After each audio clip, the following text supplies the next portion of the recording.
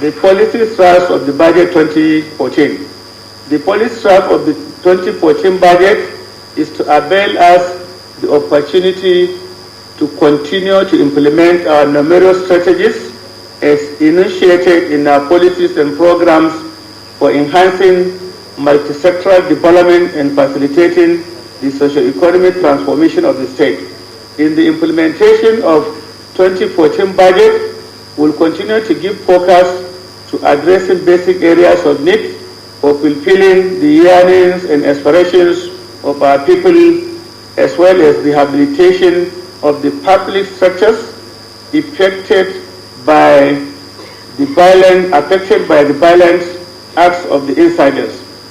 In the execution of the 2013-14 budget, we'll continue to accord priority to the execution of projects that have the potential for 1. Fostering unity, sustenance of peace and security, and harmonious coexistence among our people, as well as with our neighbors, in order to usher in investments for the overall development of our dear state. Enhancing quality of educational services and expanding access, stimulating economic growth and creating employment opportunities aimed at reducing poverty and enhancing food security, putting in place effective road networks for enhanced physical mobility within the state and with all parts of the country, encouraging our citizens to embrace and embark on self-help projects to complement government efforts, repositioning government-owned factories aimed at making them profit-oriented, providing the enabling environment for private entrepreneurship drive geared towards creation of greater job opportunities for the citizens, initiation and implementation of joint projects between the state and the local governments aimed at accelerating speedy development of all communities in the state. The objectives of the 2014 budget. I wish to inform this gathering that the 2014 budget shall, among others, focus on the following socio-economic and institutional objectives. 1. Ensuring that funds are directed towards completion of all ongoing projects, rehabilitation of damaged structures, and also initiation of new ones. 2. Setting all budgetary expenditure items at sustainable level, building greater transparency, accountability, probity, good governance, and comprehensiveness in the implementation of the budget, using the budget to create more job opportunities for our unemployed citizens, poverty reduction, and agricultural growth as articulated in the medium-term sector strategy of some MDGs, MDAs, and in consonance with the objectives of Yobe socio-economic reform agenda, harnessing the numerous agricultural, solid minerals, tourism, and commercial potentialities and other endowments that the state has been blessed with for the enhancement of socio-economic activities and internal revenue generation, and exploring areas of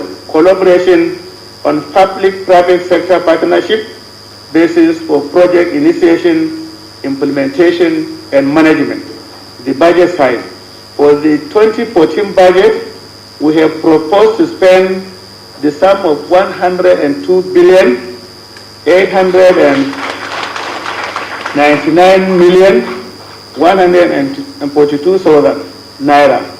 The figure represents an increase of 16,240,843,000 naira, or 15.7.8% over that of last year.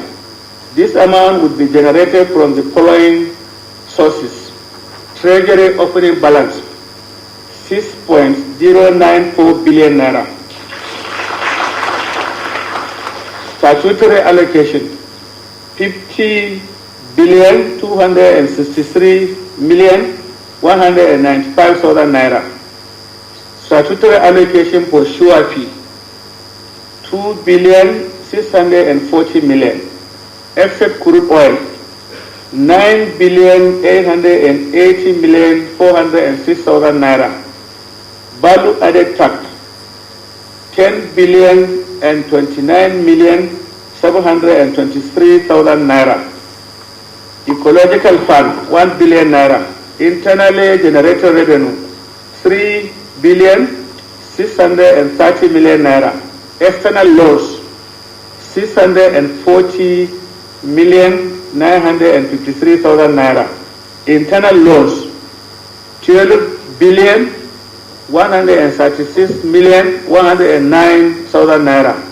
Miscellaneous, 3,889,340,000 naira.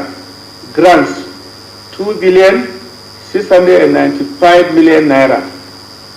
That brings the total to 102,899,142,000 naira.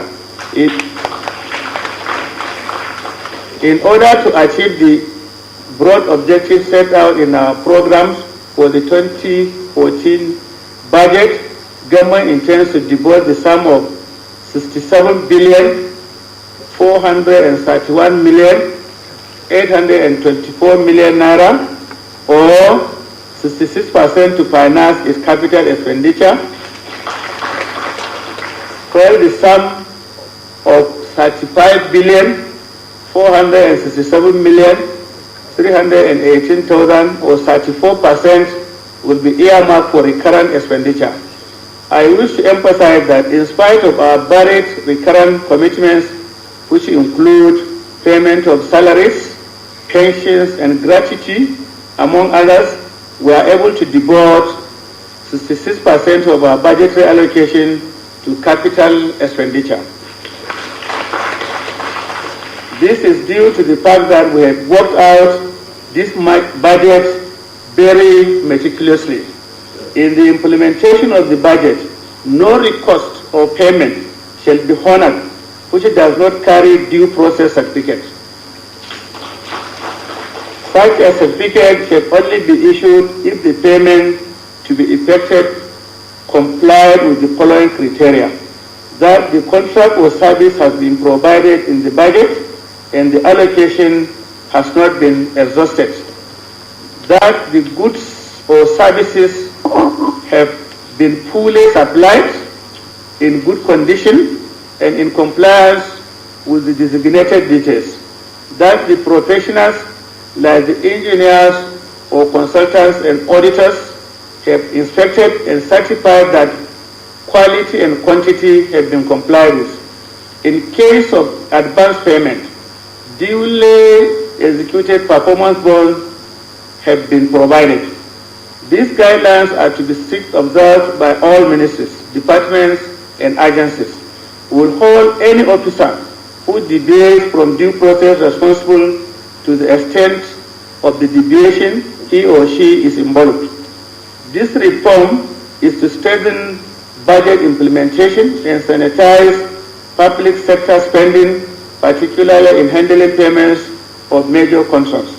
The breakdown of the allocations to ministries, departments, and agencies to finance their capital and recurrent expenditures in the 2014 fiscal year is as follows.